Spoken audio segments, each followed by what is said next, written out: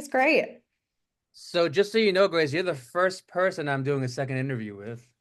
Wow, I'm flattered.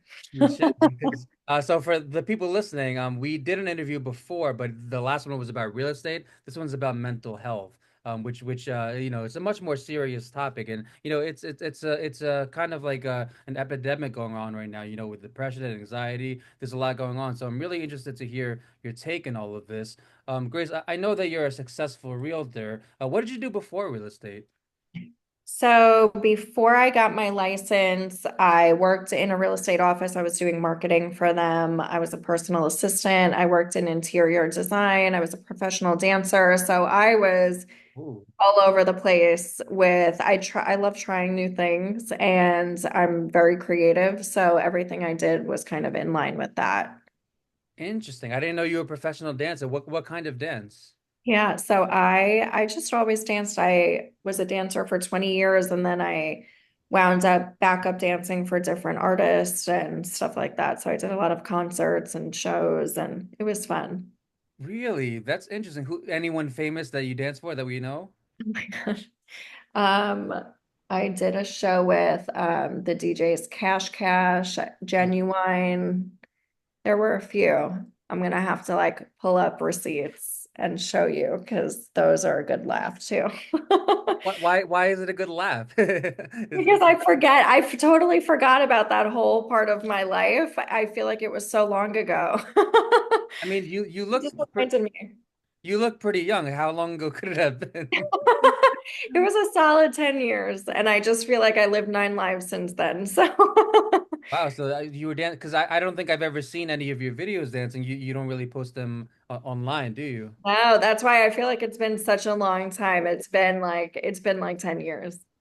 Oh wow. So what made you I mean, I'm sure you still dance, in maybe on your own or they're like when was the last time you danced professionally? Has it been 10 years It's or been, oh my God, my last show was probably close. It had to be close to 10 years ago, maybe like 8.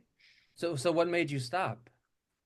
I had a baby and then I just kind of pushed it to the side and focused more on like raising a family and then I got my real estate license and I kind of went all in on that. But now that I have my systems in place with my business and I figured that out and I have like more free time and my daughter's in school, I actually put that on my goal list for this year is like to get back into the creative things I was doing before I became a mom and to start like I also was an artist and a fine art minor in college. So I'm gonna start like doing a little bit of that again also.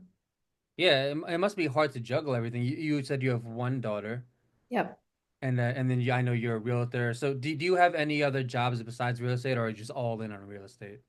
No, it's just all related to real estate. I have my real estate clients and then I have my team that I train and manage. And then I also, have some digital courses and coaching programs that way as well. But it's all related to real estate right now. Right, which already takes up a lot of time. So, Grace, to me and to a lot of people, you come across as a very, very confident person. Is that safe to say that you're a very confident person? Yeah, I am now, but it did take a lot of time to build that up. I definitely was more shy as a child and had some insecurities and I've done a lot of work the last couple years to really, come out of my comfort zone and build that confidence. Yeah, because I hear that a lot from people that it took a long time, it took years to build my confidence, and I for some reason I feel like I hear it more from women than from men for some reason. A lot of women are just very very hard on themselves, but you come across as a very confident person. So for the people listening, tell us how you got from that lower self-esteem to where you are now, confident and exuberating. I feel like, first of all, therapy is great. I'm a huge advocate for getting a therapist. I go just once a week. I have my virtual meetings and just like rehashing, things from the past and doing inner child work and kind of healing the things that you needed as a child that can be mental roadblocks for you in your adult life. And we all have our things. We all have our traumas. They look completely different for everybody. Mhm. And just because, you may look at your life and be like, okay, this wasn't real trauma compared to somebody else that has been through much bigger instances. That doesn't mean that it wasn't traumatic for you and your nervous system and that it's not bleeding into your daily life. So I think just self-reflection is so important for everybody, regardless of what your childhood or situation looked like. And just reflecting on that and healing it makes a drastic difference in your level of confidence. And something else that's helped also is just going to the gym and staying fit. I think when you, number one, release endorphins, like naturally, that's going to give you some level of like positivity and optimism and make you feel good. But you're going to start to look good also. That's going to bleed into your physical appearance. And when you feel like you look good and you worked hard for it, that's going to give you a crazy amount of confidence also.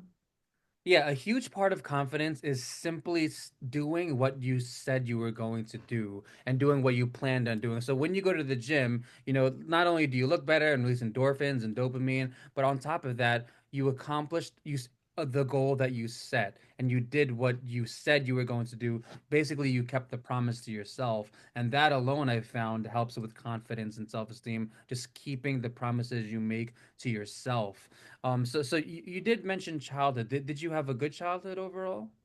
I had a good childhood. There were things that obviously could have been better that were out of my control. So a lot of the like inner child therapy is like it's like a lot of questions where the therapist asks you and goes through like situations in your childhood that kind of stand out and like asking yourself what you needed at that point in time. Like who do you wish would have said this to you or done this differently? And it's kind of retraining your nervous system. So it's one step further than just talk therapy because a lot of people intellectualize the things that they went through. They know what they went through. They know why certain people treated them a certain way. Like they know all of that. They have that knowledge, but it's retraining the emotions that come up with those attachments. Yeah, I think that every single person has childhood trauma. Even the people with the best lives, with the best childhoods, have childhood trauma, And the thing that it's really important to establish is it doesn't have to be physical. It could be emotional. It could be verbal. Just being told. If you're told by one, I was speaking to a guy the other day who basically, long story short, his father had a very very narcissistic girlfriend that made him choose between him and the son. And even though he did chose the son, he told the son, "Look what you made me do. Look what you made me do." And then now the son felt like a burden and this and that. And even though it wasn't physical, it's so sad, how we carry a lot of what we went through into our adulthood. So, I don't know if how comfortable you are talking about like what you went through. Are you not comfortable with that? Or Oh, I can talk about it. My parents got divorced when I was two. My sister was just a few months old. And my dad kind of lived a completely separate life. He got remarried, he had more kids, and we kind of didn't know about them or find out about them until they were like 10 and 12 or something wow, like that. So for 10 years, like we had no idea. wow. Um, and I think both of our parents tried not to tell us too much about like what had happened. Like to this day, I really don't know that much and I don't care to find out because they wanted to shelter us from that. But at the same time, like there was such a huge gap of knowledge and like we kind of didn't know like where we stood. And my dad was doing his own thing. My mom was physically present, but obviously had a lot of stresses as a single mom raising the both of us, Mhm. which led to just emotional things with my sister and I. Like she was physically present, but there was just, we felt responsible for certain things and there was guilt attached, like the example that you just gave, like little scenarios like that would come up and, just stuff like that, that wasn't maybe a traditional, way of growing up and challenges that arose from that. Well, what's really sad is that nowadays, or pretty much always, divorce has always been very, very normal and traditional. I think it's like 50% of people get divorced, and it's really sad because I do know many many people who are traumatized from their parents being divorced, and there's so many different scenarios. But the kids often put the blame on themselves. And oftentimes, what happened is the parents are so busy fighting with the divorce that they're neglecting the children and they're not giving much attention to the children. So it sounds like you put some of the blame on yourself. Yeah, I mean, we always like second guessed what had happened if we were the cause of it. And when we found out that my dad had a whole separate family with other children that he was like fully present for, I think that's when we, any child is going to feel that they were like pushed to the side for something else or something better. Like, why did he stay in that family and not in this one?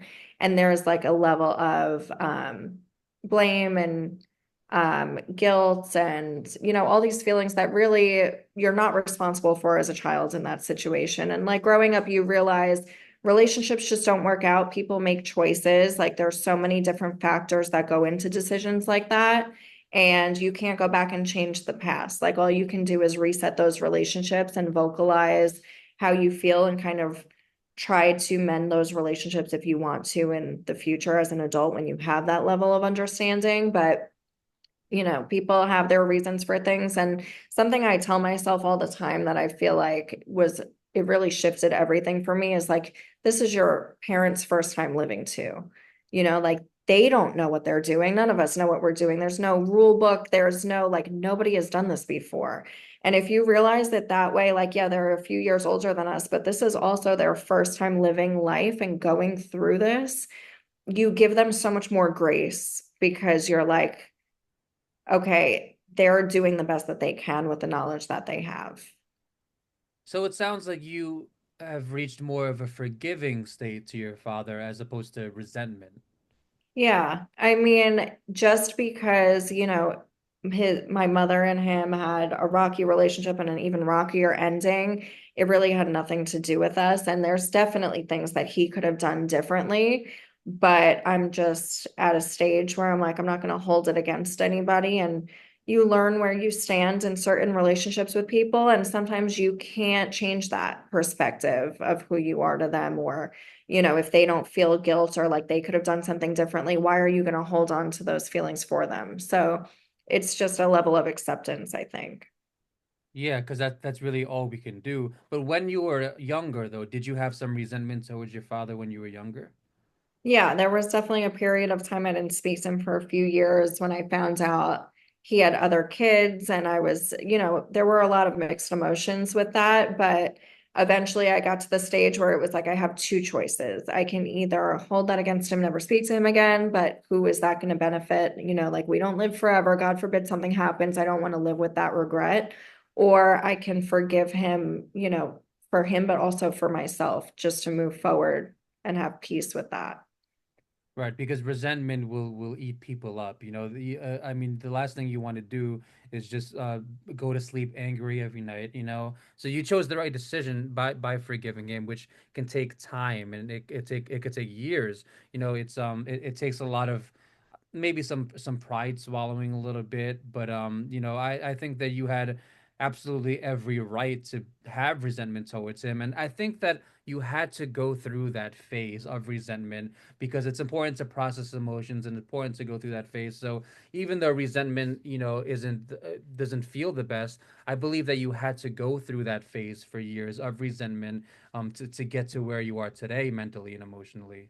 Yeah, it's always a process. And I mean, the healing journey, just in but with any specific instance as well, it's not going to be linear. It's going to have its ebbs and flows and ups and downs. And you need to remember that also. Like, even just, years of therapy, you think that you got past something and then something triggers you and you feel like you're going backwards. Like, sometimes you do take 10 steps forward and two steps back, and that's natural and that's normal. And it's just, understanding that also, it really helps give yourself peace with like, okay, I've still made progress, like everybody's going to have their trigger points.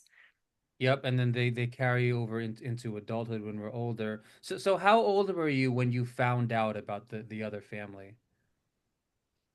Um, I think I was a teenager. I think I was probably maybe 14. I don't remember exactly. So what was your initial reaction? Was it shock? Yeah. And it was so funny because my mom was like, you knew, like he had little baby shoes hanging from his like rear view mirror in the car. And I'm like, we never really put those pieces together. Like we were so oblivious and like we just never questioned things like that. Like he kept his life so private that it kind of trained us to not ask questions about it and to not think about it. And I think it was that shock that like, wait a second, there's a whole lot more to this story that we never considered. So it kind of hit like a ton of bricks. And that's when we started asking questions and things kept coming up. And it was like 14 years of not asking those questions that kind of came all at once. Yeah, I've heard this. I used to have a coworker who was in a pretty much the same situation, which is, it's a very shocking and traumatizing situation. Did you and your mom find out around the same time, or did she know about it already?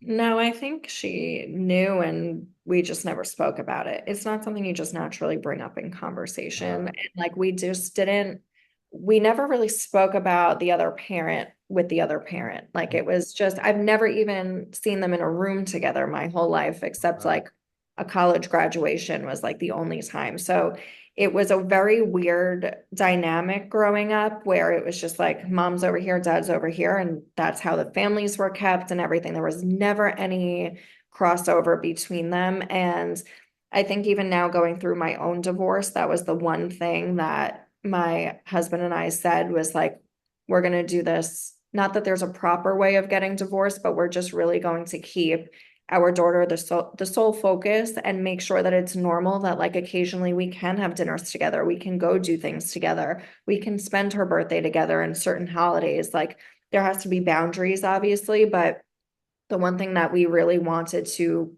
put stress on is the fact that, it doesn't have to be like that. It doesn't have to be hostile. We don't have to hate each other or blame each other. It doesn't work out and that's okay. We can't, yeah, I feel like it's more detrimental sometimes to stay together for the kid than it is to separate and be happy. If you're gonna stay together and be unhappy and fight constantly and there's animosity. Like children, even if you're not arguing in front of them, they can sense that energy yep, and they're going to blame themselves every time. yep. So sometimes I feel like separation is okay if you know it's in the best interest of everybody involved and long term they're going to understand that. Yep, I definitely agree that it's better to separate than for the child to deal with the tension. And like even if you don't fight in front of the child, they'll be able to feel, maybe by the facial expressions, maybe by the silence, because silence it can be very loud. The last woman that I was with, her parents were divorced, and she was also divorced, and she would bring up on a pretty regular basis, she would bring up about how basically about how upset she was that she didn't break the cycle, because it was her goal to break that cycle of divorce, and she had three kids, and she brought it up a lot about how she was upset, that she wasn't able to break the cycle. So is that sort of how you feel, Grace? I think I did have that guilt for a little while towards the end of the relationship where I was staying for those reasons and maybe for the wrong reasons, trying to make it work and forcing things to work when they just clearly weren't. Mhm. Because I didn't want to repeat what happened with my parents. And then I came to a place where I realized, if I'm forcing it and forcing myself to be happy now and it's just not working, it's going to look worse than that 5 years from now, 10 years from now. And I don't want, Yep, to resent my kid or my husband or be unhappy. We yep, choose what type of life we want to have and the quality of our life. And the quality of our life is really determined by our relationships that we have.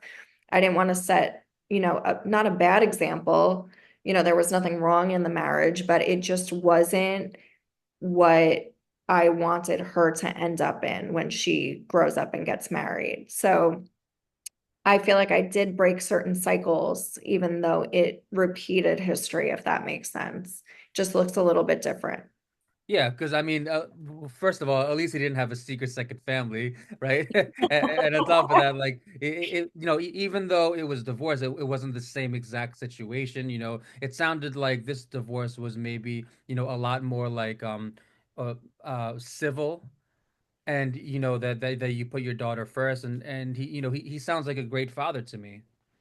Yeah, no, we're good friends and we, co-parent well and we're always going to be in each other's lives. So it's like, why are we going to fight about it? We're going to be fighting for the rest of our lives if we do it that way. And there's nothing to fight about. We obviously there's heightened emotions and not everybody is always on the same page at the same time. But I think long term, looking that way, we realized it just wasn't what was best for everybody involved. Yeah, I mean, it sounds to me like you made the right decision. So what do you think eventually led to the divorce? What do you think was the reason? I think that when you are with somebody from such a young age and you're in such a different place in life, Uh-huh. naturally, a lot of people grow up and they change, and you either change together and at the same pace, or you change at different levels and you grow apart. And so, there's two paths, and half the time it goes in one direction, half the time it goes in the other. So, it really wasn't anything dramatic that happened. Nobody wronged anybody in the relationship. It wasn't anything like that. It was um, just different patterns that were no longer working. Like you try and we did couples therapy, which, it helps Hmm. in certain aspects. It helps with communication and problems like that are solvable problems. But it comes to a point where if you're just different people and you just have different morals, values, beliefs, and hobbies and passions, that's something that's never going to get solved in something like couples therapy. So it was definitely helpful in terms of co-parenting and seeing and getting the clarity of the fact that we didn't have fully solvable issues. Hmm. So I don't regret doing that at all, but I actually really highly recommend that for anybody in any relationship, whether it's going well or it's going poorly or you're unsure or having disagreements. Couples therapy really brings a lot of things to light and gives you the clarity that you need. Yeah, so it sounds to me like you known each other for a long time, probably since you were in your early 20s or maybe even earlier than that. And that you changed it in different ways. For example, women statistically mature faster than men, so that's one good example. But it sounds like maybe you both changed, you both matured in different ways. And then you got to the point where you were two different people with two, like you said, two different morals. And in that situation, you're absolutely right. You can't force yourself to stay together, and no matter how many therapists you see, you're just two different people at the end of the day. So it sounds like you made the right decision. Are you eventually? What does the future look like? Are you planning on just staying single for life, or do you plan to get remarried one day? The dating world right now is definitely traumatizing, I'll tell you that. I But know, I know. I've really been, I've been focusing really just on myself and my daughter and my career, and um we'll see what happens. I'm not opposed to it. I'm definitely open to it. It hasn't been my priority recently, but I definitely think in the future I'm going to be more open to it than I am now and, willing to meet somebody and start over. I don't feel like it's a one-time thing, getting married just because. And like that example that you gave before about that woman that was feeling like she was repeating a cycle. Just Yes, because yes. you get divorced once or you didn't meet the right person yet or your person or whatever, that doesn't mean that you're never going to. That's just the season that you're in right now. Yeah, I mean, what you learn as you get older is life is full of phases.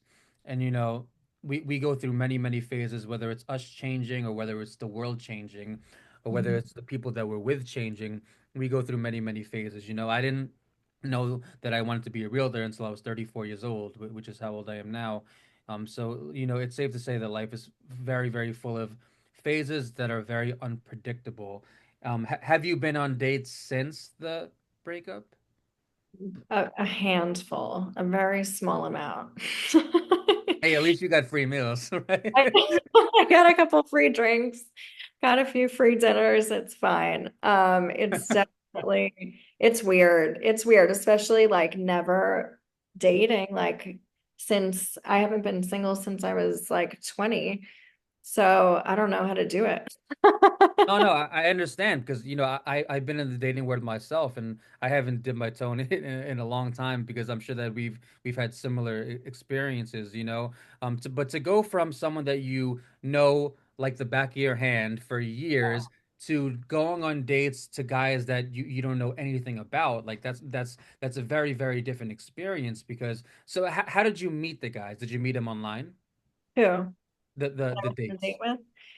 Um, so here's the problem, right? I moved to another state. So it's like in New York, I knew people, or if I met somebody, I can ask around and you like gather information. Like that's normal when there's like mutual people involved. I'm in a completely different state where I really don't know a lot of people. So I think I like scare myself off too because I'm like, I have no idea who this person is, what their background is. Like I've tried the apps and then I'm like, I don't actually go out with them because I'm like, they could be a serial killer. Like I have no idea who this person is. I can't like fact check or like ask mutual people. So I think that's what scares me the most is like, I've made some poor dating decisions in the past. And like, I wish there was some way to like look into people before you meet them because you never know who these people are and like the truth comes out slowly over time and you can waste so much time with the wrong person that would have been avoided if you just had one mutual friend from the beginning to tell you those things. So I feel like that's the biggest difficulty, especially with the dating apps, is that like you're going in completely blind. Yeah, I mean, the thing is, and we were talking about this in the last podcast, as far as online goes, you only see what they want you to see. You know, you don't see all of the bad. You don't even see all of the angles of their face. You don't see their body. You don't see, their dark side or how they react when they're mad. You only see what they want you to see. So the thing about apps is it's just so easy to lie. And yeah, I mean, I did notice this theme with women where a lot of them are afraid to go on dates with strangers. You know, I've had women tell me before, like, I'm sorry, but I don't go on dates with guys that for online. And I understand because there are a lot of crazy people out there in New York and Florida. It doesn't matter. But there's also part of me that's like, you're sort of missing out on opportunities. Do you kind of feel that way? Yeah, no, for sure. And I have friends that like to try to bridge that gap. They'll like FaceTime with the person first, Yeah. just to see if there's like a comfort Uh-huh. before actually physically meeting them in person. But I think I'm just at the stage right now where it's like I'm not fully committed to like meeting somebody and really dating. So I kind of just like I've definitely missed opportunities, but it's also if you're not in the right headspace or like timeline for them, I don't feel like you ever miss anything that's for you. If it was the right time, then it would work out or you'll meet that person again or whatever happens, happens. I feel like, your fate is not going to change by your timing is everything. Yeah, and this I think that this is really good because in this podcast you're getting a man's perspective and a woman's perspective, and that they are very, very different perspectives. The way that we date, the way that we move through the world, the way that we feel. So, for example, men never really feel physically threatened. We feel threatened in other ways. So, for example, like a lot of us have the mentality of, oh, what if she's just using us for a free meal? So like that, and that's a Is big that what thing. you guys are thinking when you're on a Yeah. date? Yeah, that's a big thing. That's a really big thing. Like women using men for free meals, that's a really big thing. I mean, here's the thing is like, I feel like my time is more valuable than my money. So Mhm. like I could go buy myself a meal and I can eat it in peace by Right. myself. I'm comfortable doing that. Right. So like I feel like I'm wasting my time over like wasting money on a meal. I'd rather waste the money on a meal than waste my time for an hour sitting with some guy that like is like talking to a rock. Right. But look through the eyes of a woman who's broke and who makes Yeah. no money. No, I get it. Like imagine if you were broke, how nice would a steak and lobster, a free steak and Well, lobster. listen, you got to respect the hustle. Yeah, yeah, exactly. But so, and that's the thing. Like, See, now I'm glad to tell you about that point because men and women think very, very differently. And, this is why we need to have these conversations, especially with the opposite gender, because we think so differently and because we have different fears, and, a lot of women, especially attractive women, have a lot of options. So there's also that fear of like, oh, she's probably talking to other guys, and then there's that fear of, oh, well, if he makes more money, then I'm probably, dead meat eventually, so and the thing is the Also, though, from the woman perspective, like especially if you meet someone on an app, you're thinking the same thing about these guys. You're like, they're on an app talking to 100 other girls at the same time. Like, how many other ones did he take out on a date? Like, who's he also seeing and speaking to and whatever? And like, for somebody like me that I don't like talking to multiple people at once, I don't even have time to talk to one person. Like, to be talking to 10 is crazy, but yeah. like, men are different and they like don't get attached as quickly, and it's just fun and easier and light, and they do date.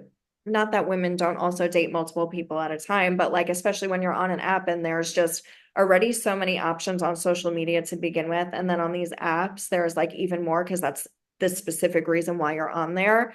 Like that's also a scary thought because it's like it's uncomfortable going into a situation like that. Whereas if you meet someone naturally on the street, it's like you're not thinking, even if they are on an app, that's not how you met them. So you have a different perception of them. Yeah, meeting face to face will never be replaced. Like the last two women I was with, we met face to face. The one I met through Uber, and one I met in high school. So, it will never be replaced because it just feels different, and I learned as a man that it's a lot easier to gain their trust face to face because online they have that mentality of, oh, I don't know him, people hide online, whereas face to face it just feels more authentic and it's easier to gain their trust. And like as a man, and this is what I was going to say before, because you mentioned that sometimes you feel threatened, women feel threatened, and from a man's perspective, it's a very, very stressful experience to know that you're a good guy and to constantly have to prove that you're not a serial killer, because I know that I'm not going to harm anyone, and it can be a very stressful experience to deal with that, to deal with that fear, knowing that you're a good guy, but at the same time, you have to be understanding. You know what I'm saying?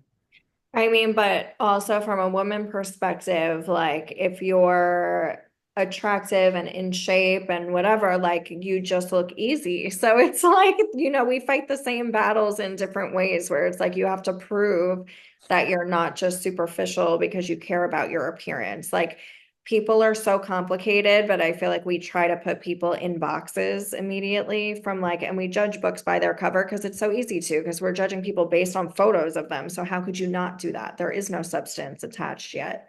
So I think it's difficult to like understand the perception of people when it can be a lot more than what meets the eye. Yeah, I mean, it is really important to talk about how we judge books by their cover, and this is something that I pay a lot of attention to, and I try to catch when my brain does it, because it's so easy to look at someone and just shrug them off based on the way that they look, like for example, I've been told by some people that I have a mean face, and like when you're in the dating world and when you're a man in the dating world that's trying to settle down and you have a mean face, like that's really hard because it intimidates some women, and like it's a really stressful experience knowing that you're a good person and while other people are scared, and like yeah, I mean, I don't think he's scary.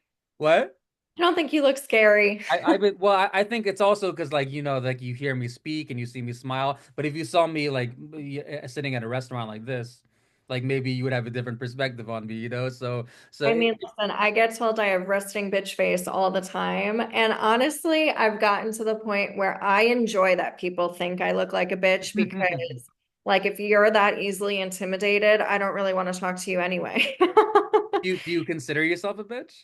No, I think it's so funny because like if you really know me, I'm so like soft and understanding, and I'm actually the complete opposite. I mean, don't get me wrong, I can be a bitch. We all can be a bitch, but the way I look and like what's going on inside are two completely different things. Like I'm like a happy little kid inside and like Yeah. I look super intimidating and I'm really not. So it's so funny that I feel like people think that. And then once I start speaking to them, they're like, oh, I'm so confused. Like, what just happened? Yeah, and this is why like I really really have reached that point where I try not to assume anything because sometimes people are just so different from the way that they look, and it's really important to talk about this, as a very successful realtor with 37,000 followers and who's attractive with nice hair. Obviously there are going to be a lot of men who are intimidated by you, and like if I were a man looking to date and I saw you and I saw you have 37,000 followers, like,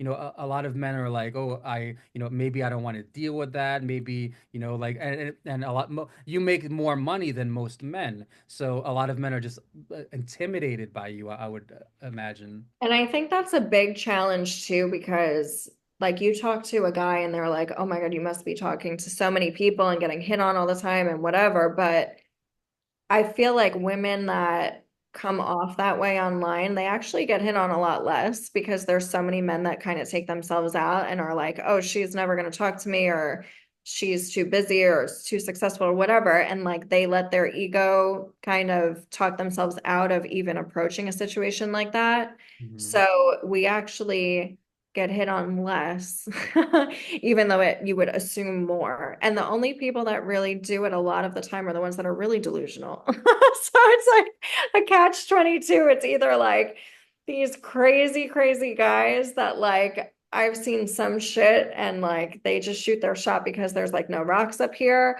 Or it's the opposite, and they're like just truly confident in what they have to offer. So it's one or the other. Well, I would imagine that, as a very successful woman, I would imagine that you have really high standards.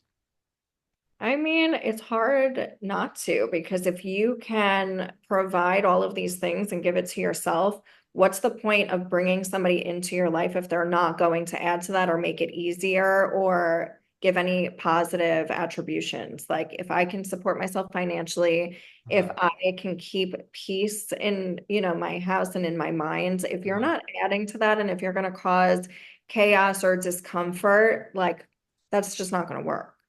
Yeah, I see exactly what you're saying, and I'm glad you brought that up. Because generally speaking, women like to date up. Generally speaking, they like to date men who make more money than them. So would you say that that's a requirement that he has to make more money than you? Um, Such a tricky question because there's so many different factors. Like it's not just about that. There are Mhm. so many other things. I don't think that they need to make more money than I do, but I think they need to have the drive and the passion to just want to be successful in general and have like the knowledge to and the confidence to do it. I think there's a bigger gap between the drive and the hustle than there is between the money that we're making because that can change.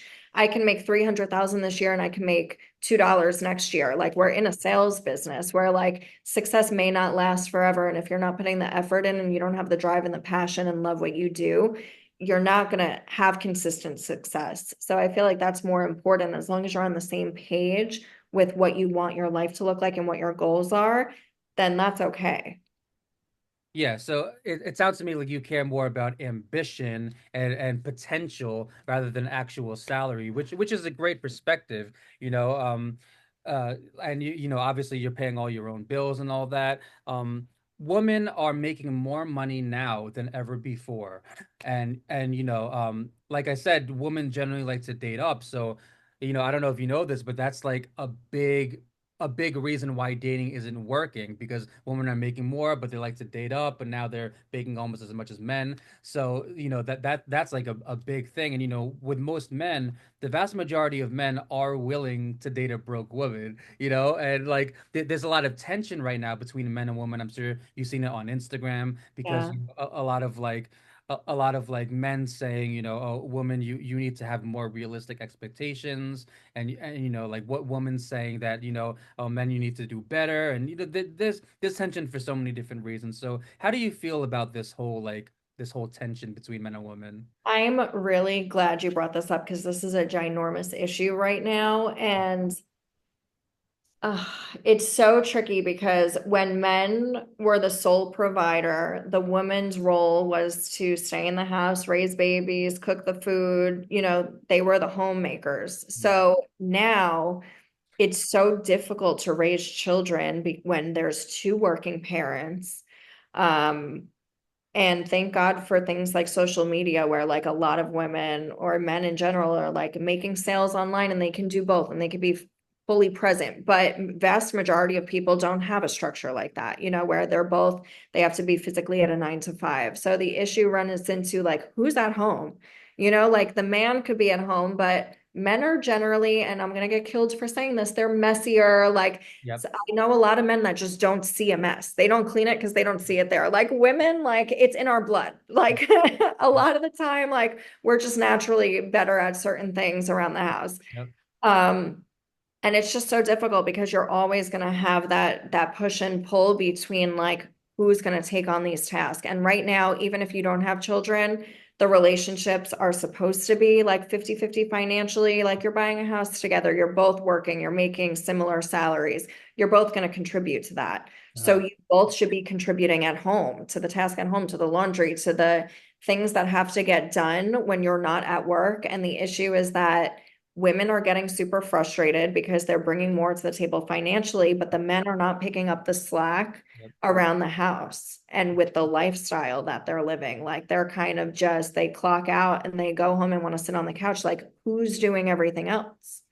And that's the issue that we're really running into. So it's not like, oh, these men are lazy, but it's like they just are very single-minded, I feel like. And they're like, oh, I'm providing. But it's like, yeah, but we're providing too. So the rest of it has to get divided as well. I see exactly what you're saying. You're saying it should be 50-50 and you're both providing, so therefore you should both be cleaning. It's funny because even though right now on camera my house looks clean, the rest of it is an absolute mess. And like a lot of it, like, well, I want to talk about this because a lot of it is just feeling that with that time and energy, I could be doing other things. Like if I were to spend an hour cleaning right now, I could be editing videos, I could be doing another interview, I could be Ubering, I could be cold calling. So a lot of it has to do with like the fact that I could be doing other things. And there are also guys who just play video games instead. I try to be productive. I haven't played video games in a long time. Not judging you if you do, but I'm just saying that there are basically two types. If they don't clean, there are two types. It's either because they want to play video games and be lazy, or because they want to be productive and feel like they have better things to Well, do. I get, prioritizing, but women feel the same way, Yeah. like we have to go, food shopping and do this. Like there's Oh, things that we have to do, or like we need to get our nails done. Like that's important to us. It's about prioritization, but there just has to be some sort of balance. And listen, if you are both equally as busy and, things are lacking at home, if you have the funds for it to hire somebody to do that, get a cleaning lady, even if it's once a month and it helps yep, with the deep cleaning. yep, But we both only have 24 hours in the day. I don't care if yep, you're a man or woman. So it just comes down to who is prioritizing or who has more time to take on those extra tasks. And if you don't have the time, where the money to do it, it's either time or money. So it's just an evaluation of the priorities and just really having good communication when it comes to things like that to make sure that there's some sort of balance. yeah. Balance is key, and I think the cleaning person is actually a really, really good idea. I do know a mother with five little kids and a husband, and she doesn't even work. But they do hire cleaning ladies, and it's not that she's lazy. It's just she's so busy with the five kids, and then by the end of the day, she's just absolutely exhausted. So I don't blame them at all for hiring the cleaning lady. And she, even though she doesn't work, she's still, juggling five kids. That's work in itself. A That's lot of that's, kids. that's more stressful than most jobs in itself. But I think that to talk about the cleaning, because cleaning is a big problem, right? I actually just had a friend from Howard Beach, actually, just the other day. He was texting in the group chat. He was saying, I'm just trying to lie down and my wife is screaming at me while I'm trying to clean. And in my head, I know the feeling. And in my head, I'm just thinking, oh, I'm so glad I'm not you right now, man. And like this is one thing that men absolutely hate, is just the nagging. And I know the other side. The other side is, well, if you cleaned, we wouldn't have to nag. So I get both sides. And I think one really good solution is actually dividing the house, like you clean the kitchen, I clean the bathroom. I think that's one good solution. And then if they don't stick to that, then at that point you should, that's a huge red flag and you should think about separating ways. But I think splitting a house is a good solution to that, don't you think?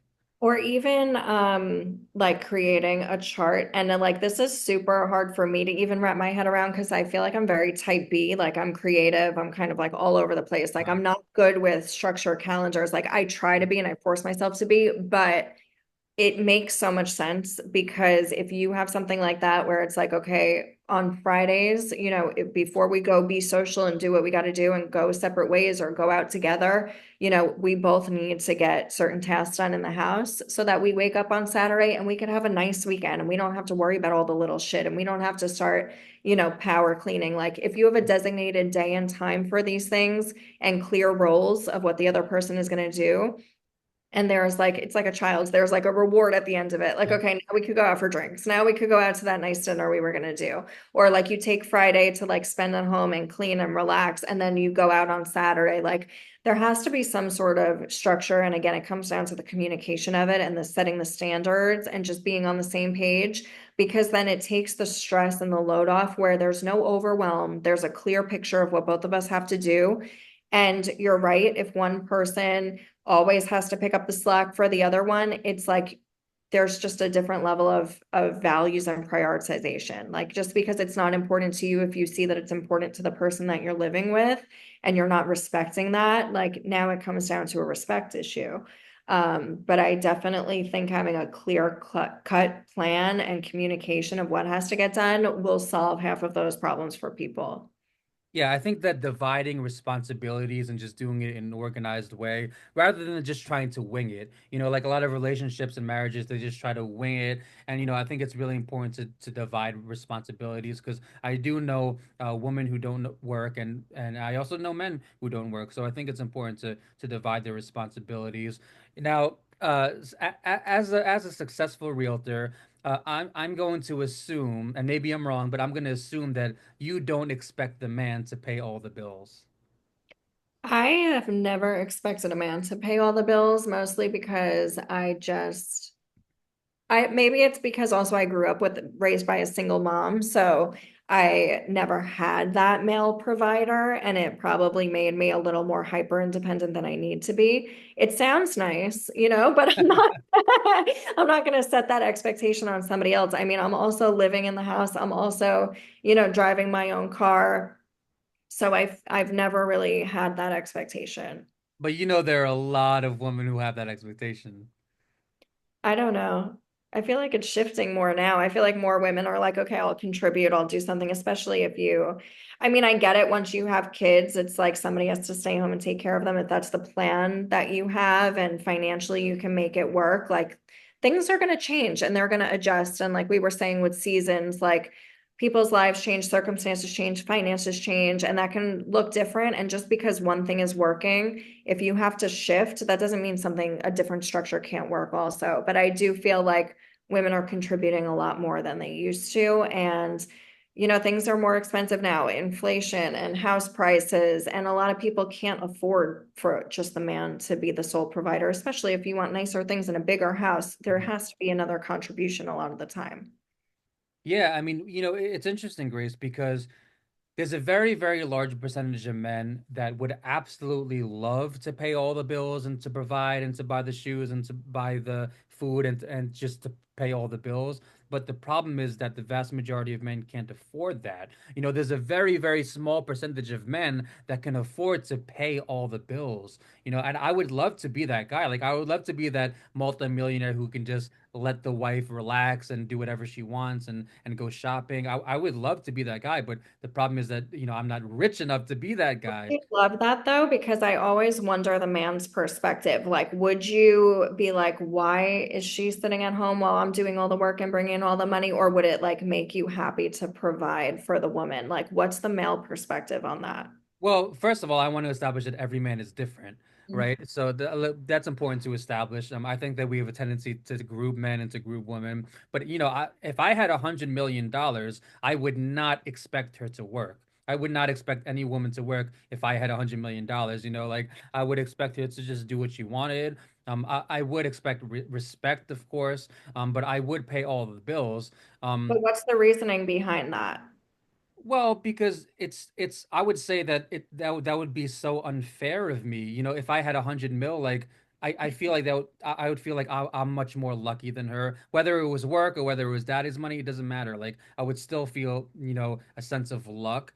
And I think that if you have that amount of money and you still expect her to work, I think that's crazy, Like there's no reason why she should have to work when you have that much. But the other side of the coin is that, if you're a normal guy making 60K a year, you should expect it to work, and like back to the cost of living, it's crazy because I kind of like connected the dots in my head, but the population goes up every year.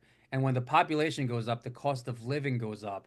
And when the cost of living goes up, it completely changes relationships because now the man expects the woman to work. Now the woman expects free meals. Now, like what money changes everything. And I think that the number one reason, the number one cause of divorce is actually money. And Yeah. it's really sad because like times are hard, and this is why it's so important to whether you're a man or a woman to be financially stable so that that doesn't become the reason why you break up.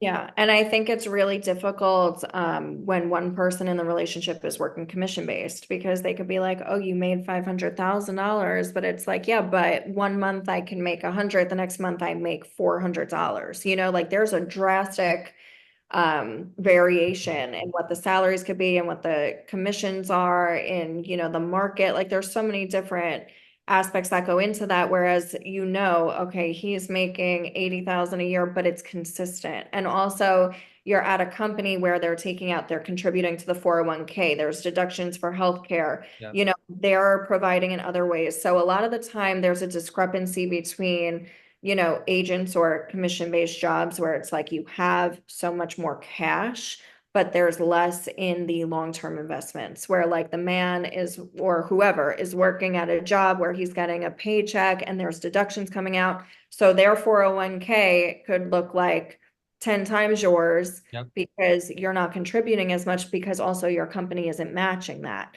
So I think a lot of financial arguments come up for relationships where there is one person that's commission based for a multitude of reasons. It's like you can look a lot more successful, but behind the scenes, you can have a lot less in assets. Yeah, that's a really good point. Our salaries are completely unpredictable. We don't even know how much we make. When I talk to my accountant, like when he asks, how much did you make, or how much do you think you're gonna make this year? I don't know. Like I don't know how many sales I'm gonna make. I don't know because I'm also an Uber driver. I don't know how many rides I'm gonna do. I don't know how many sneakers I'm gonna sell. So we have very unpredictable jobs, and the good comes with the bad. Because I love the freedom, and I really, really love the concept of no limit and no cap.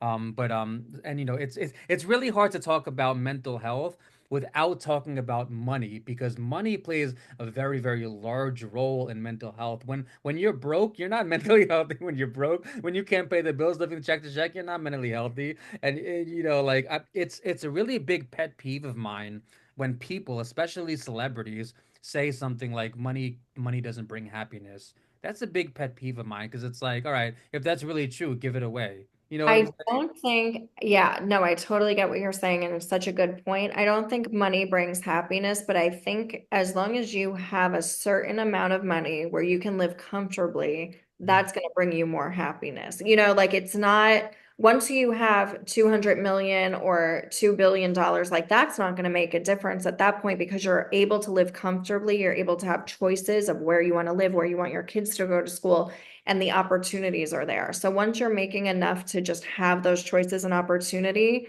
that's what I feel like is important. Once you get over that hump, anything over that is like, okay, you can still be, on the inside deteriorating and unhappy. And I get that. But I do agree with you that a lot of stress comes from not being able to support yourself or your family. And that's actually, I think, the number one cause of suicide in men is men that are have a family and are providers and can't provide, or they're going bankrupt, or, you know, they lost a lot of investments, or they lost their job and they can no longer provide for their family. It causes severe depression in men and a very high suicide rate.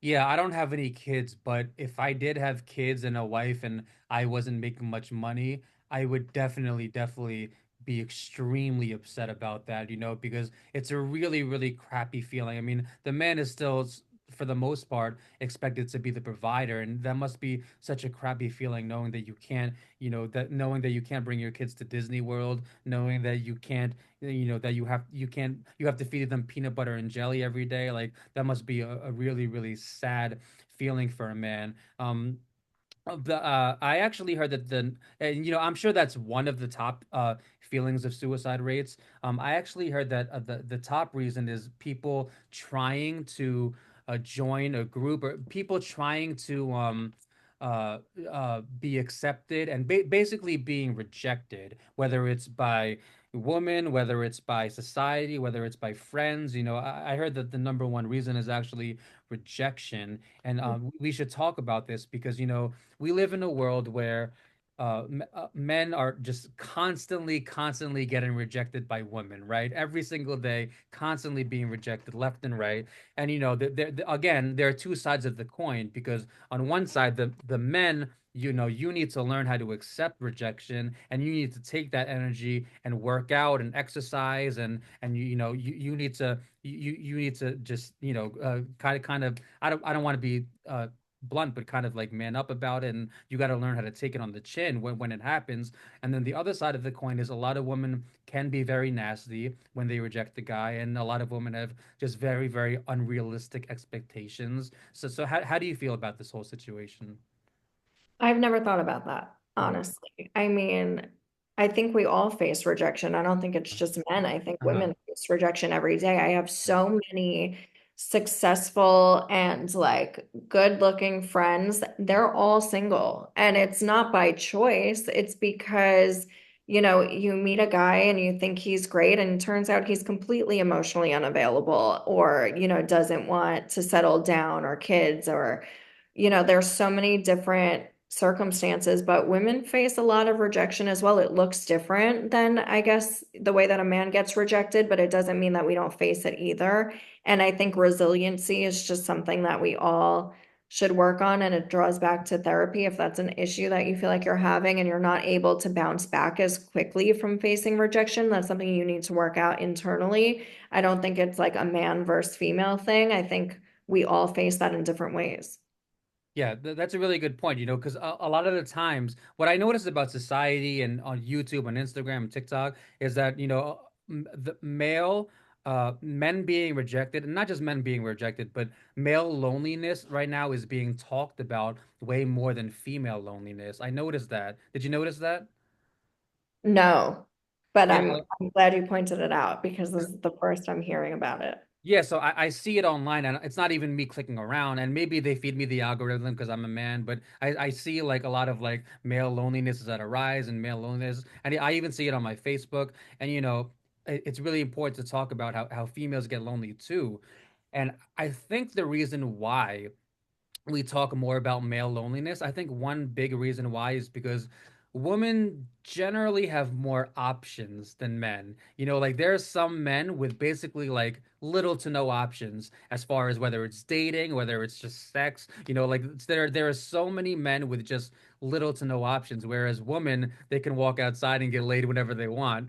So I think, and I'm not trying to brush off female loneliness. I'm not saying that females don't get lonely too. I'm just trying to explain why I believe that society is talking more about male loneliness than female loneliness.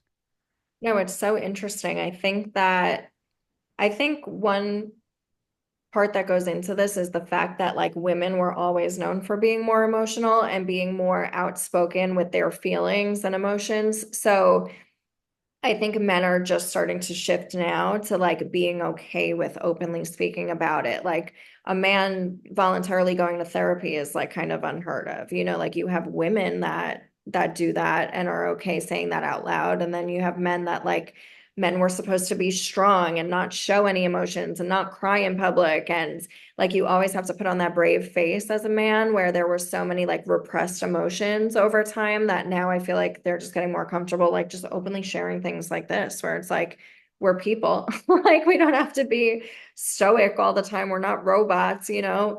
And maybe it's just also just being talked about more. I think also in this society, in this day and age with social media, the way that it is and the way that relationships are shifting and like these uneven dynamics, I think everybody in general is a lot lonelier than they were because, like you said, the expectations have changed, the standards have changed, and there's a big disconnect between the man and the women and what their roles are in a relationship.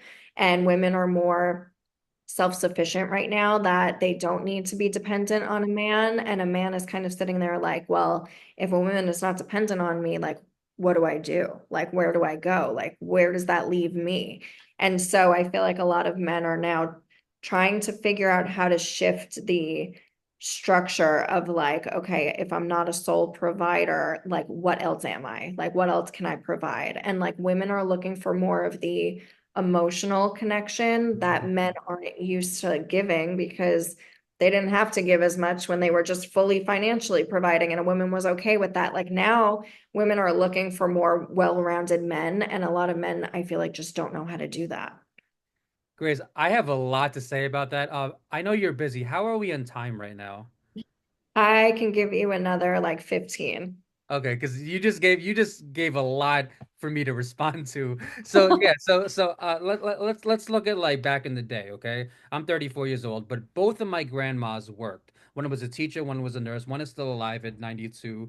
Both of them worked. Now, I did notice that, a lot of women back in the day didn't work and they were full-time moms and like we talked about before, the reason why they were able to get away with it was because the cost of living was so much lower back then. So only one person had to work. Now two people have to work. Generally speaking, two people have to work, and it changes everything. And now, um, what happened before was there were a lot of women who couldn't afford to live on their own, so they would marry and stay in relationships and marriages just basically for the money. And now, it still happens, but now, even though the cost of living is more, women make more money. So now there are more women who make more money and who, like you said, have the mentality of, why am I with this guy?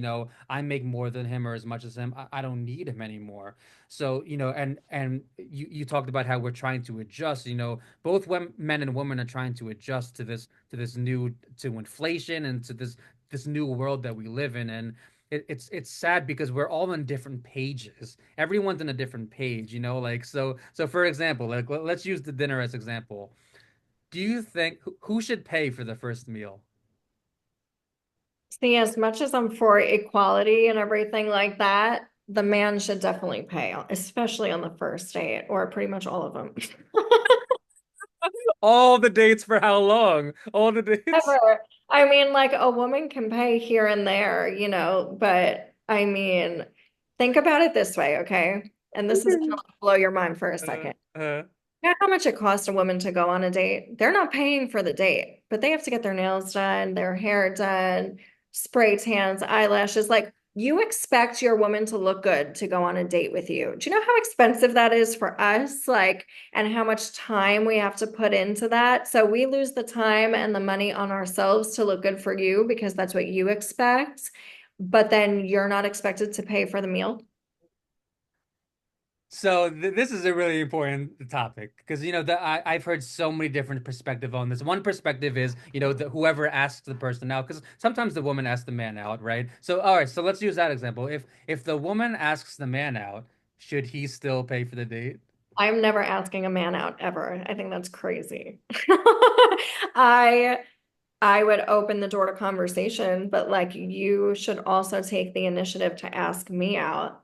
I'm not gonna just be like, hey, let's go out today. Unless like I really have nothing else to do and I'm just I don't know. I wouldn't just take that initiative to like go ask a man on a date. I feel like women want to be in their feminine, especially strong women that are alphas and CEOs and business owners. we're in our masculine all day long, Yeah. running businesses and training other agents and like not even if you're in real estate, just in general. Like the one time we want to take a back seat and be a passenger princess and be in our feminine is with a man who's like supposed to be the one that's taking that initiative and like putting in the effort and taking that first step forward to asking to go out on a date and paying for it. I mean, that puts us in our feminine.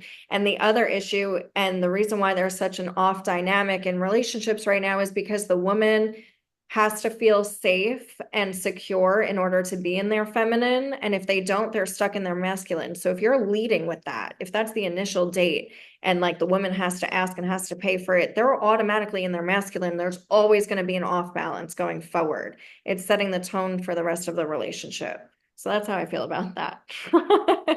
So the man should pay for every date. I mean, if you're in like a long-term relationship and like it's exclusive and like you're comfortable, like once you reach a certain point, like you alternate, and give and take. But if you're just in that dating stage, I feel like it's important. Yeah, because I'm not gonna be completely honest. The last woman I was with, we paid for every other date. So I paid for the first, she paid for the second, and we paid for every other date. And obviously, as a man, that was amazing to me. Like it feels really, really, really good as a man. Like when a woman pays for something, like that feels really, really good because it makes me feel love. My love language is probably acts of service. And like in a world honestly so full of gold diggers like that makes me feel like it makes me feel loved and makes me feel like she's different. And it's interesting because for years women were oppressed, right? Women they couldn't vote and they were making less money. And then what happened was they started fighting for equality, right? And now things are starting to even out. Now you're smiling, but you don't know where I'm going. So let me Yeah. just finish. Let me finish. So now women tend to make a lot more money, and women can vote, and they have the same legal rights. And what's interesting is that you know equality is completely rational. Like that's a fair equality is a very, very fair thing to ask for. It's not asking for too much. Like if a woman wants to vote, that's not asking for too much. Equality is absolutely a good goal. It's a great goal. But now when you bring it into dating, it starts to get interesting because now for example, you want the man to pay for the first meal, or you want the male to shovel the snow, and now equality is out the window, isn't it? Well, listen, I'm not shoveling snow. Okay. That's why I moved to Florida. No, just kidding. But like, there's different, like, men are stronger. So, like, there are certain things that a man should do because physically it makes more sense for them to do it. I think that when you're dating, like, it's just polite for the man to pay for the dinners. However, there are things that a woman should pay for. Like, if you go out for coffee, like smaller bills, or like, you surprise them with concert tickets. Like that's a nice gesture that's bridging that gap of what you said, that it makes you feel loved and appreciated. So in other ways, I feel like there can definitely be a reciprocation of financially, financial efforts.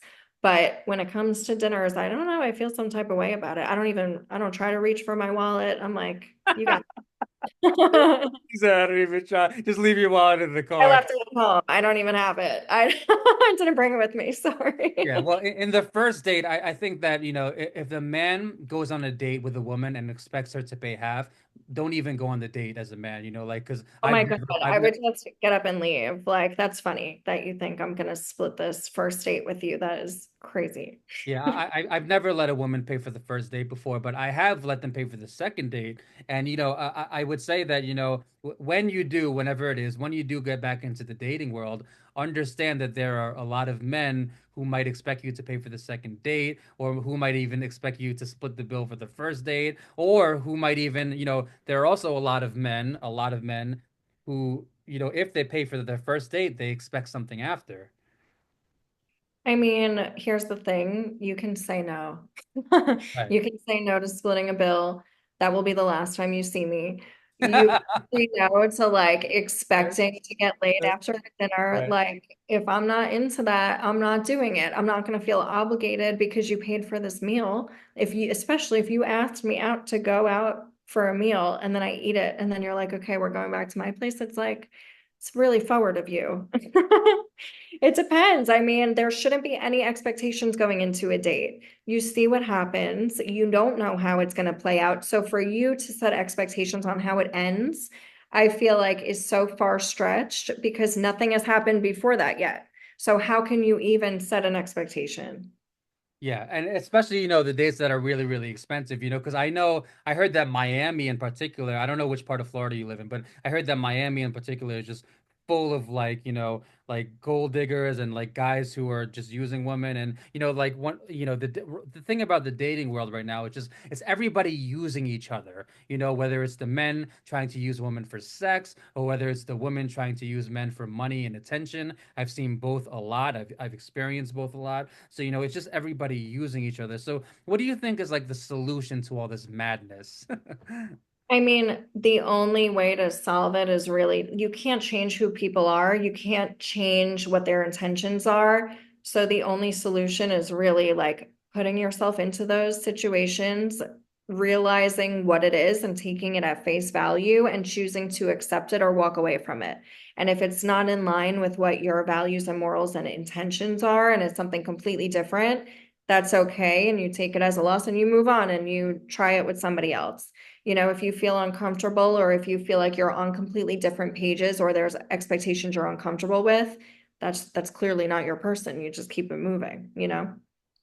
Yeah, I think that the solution is just to talk things out, essentially, to communicate, to talk things out the way that we are right now, and to talk things out even before the first date, or after, either way, but to just set expectations and to make sure that you're on the same page. Because, like you said, you can't. The last thing you should try to do is change their set of morals and change their belief system. It's not going to work. They were raised a certain way. You can't change their childhood. You can't change the way that they think. So I think the real solution is just to communicate and to talk things out. Grace, I know you're pressed for time, so it was a lovely conversation, though, Grace.